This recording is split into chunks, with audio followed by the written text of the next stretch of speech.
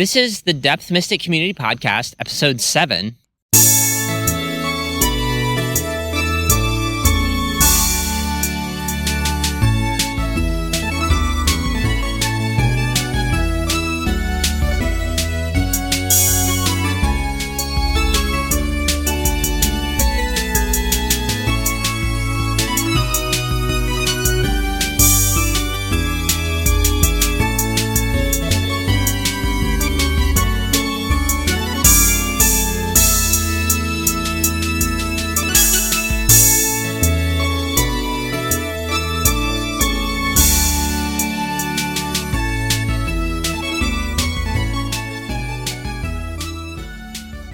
I might normally like to be able to plan in advance what all of my episodes were going to be like.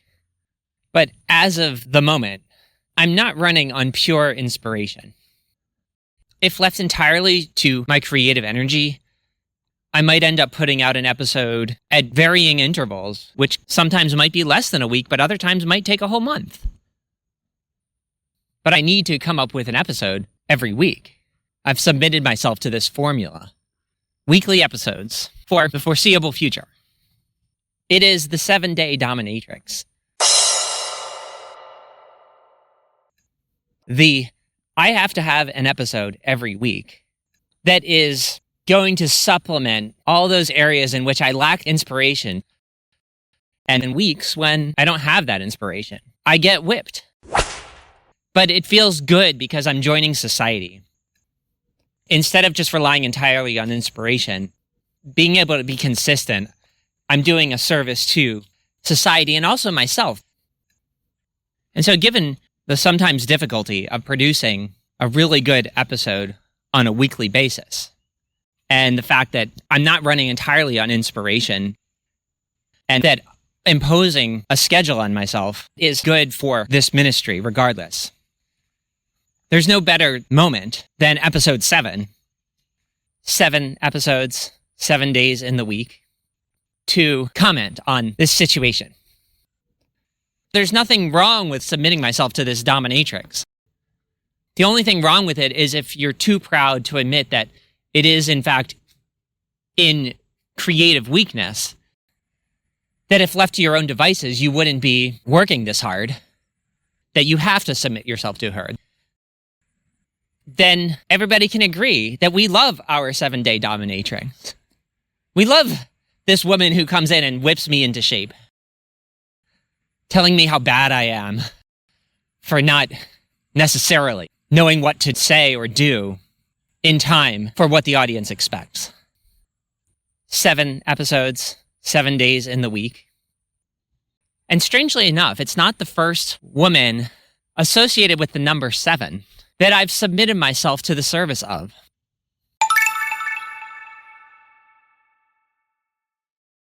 See, this whole ministry started in about the year 2002, when approximately 5 years after having been overtaken by the mystical force that I now serve, I realized that the hero's journey requires a return.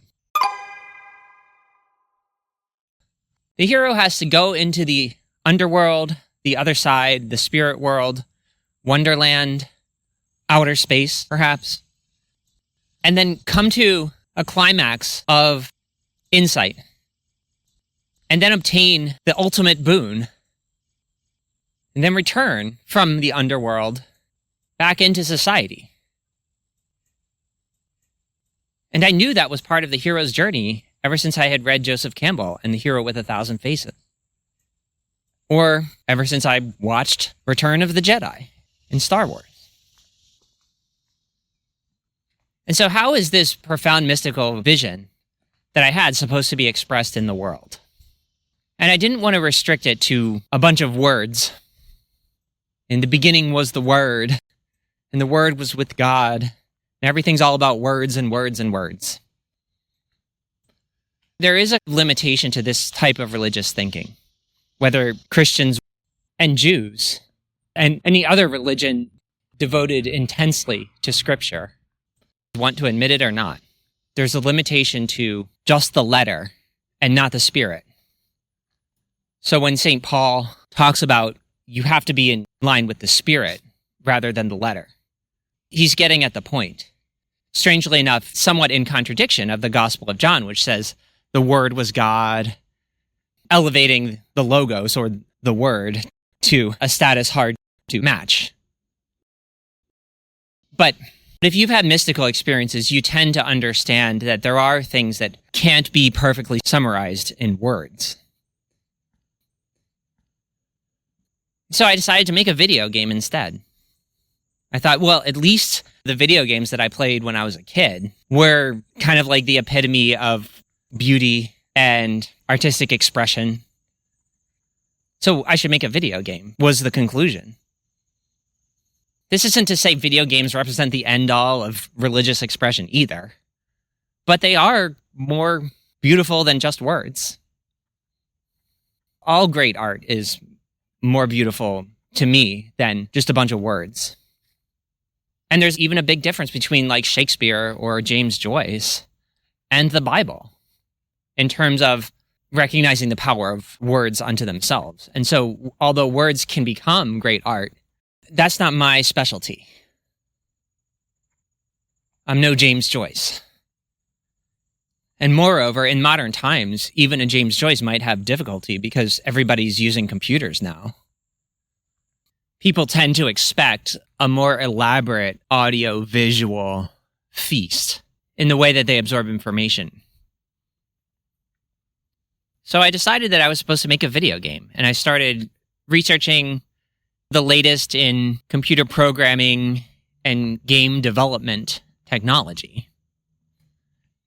And this research project of being curious about computers, that certainly outlasted my commitment to actually making the video game. Only a few months into my decision that I ought to express my mystical vision, I kind of lost track of the plot.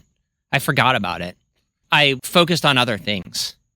I think I did a little traveling.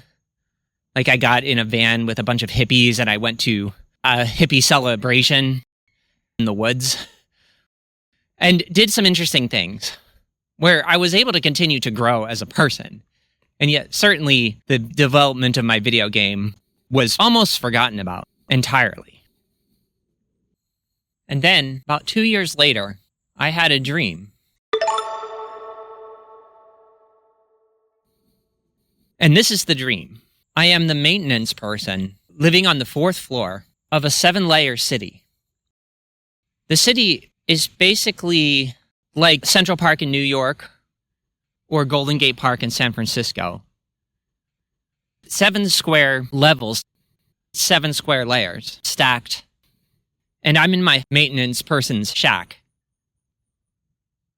A woman knocks on my door. She's rather skinny and looks like she's been through a considerable hardship. But she's also tall and confident. And she asks me who I am. She says, "Is this where Zach lives?" And I say, "Yes, I'm Zach." And then she says that she has my baby. And that it's already about 18 months old. And I don't believe this lady at first, but we go on a little walk and we go up to one of the balconies that overlooks the layers below.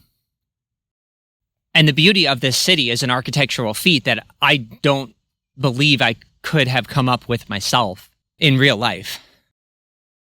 Like if you asked me to design a beautiful thing or a city park or something, I couldn't have come up with this 7-layer city with little cutouts in the levels that are like balconies looking down on the levels below. But as we walk, she eventually convinces me that maybe I did have an affair with her and that she does have my baby and that I'm actually now, therefore, responsible for taking care of this baby. Now, in real life, if I subtract 18 months plus a number of months for the gestation, then when I thought of my video game, would have been the moment of conception.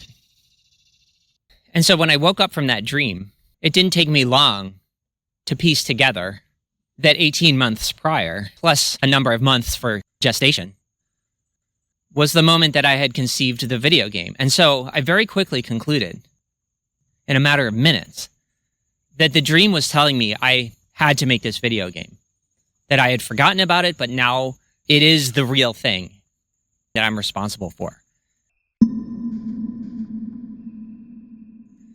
And this was in probably the year 2004 that I had this dream. And so ever since then, I've thought that it was essentially what I now call my ministry to make this video game. And ever since that dream, I've always thought of the number 7 as a kind of sturdy, reliable magic number that, when in doubt, in the midst of confusion, I can know that the number 7 is important.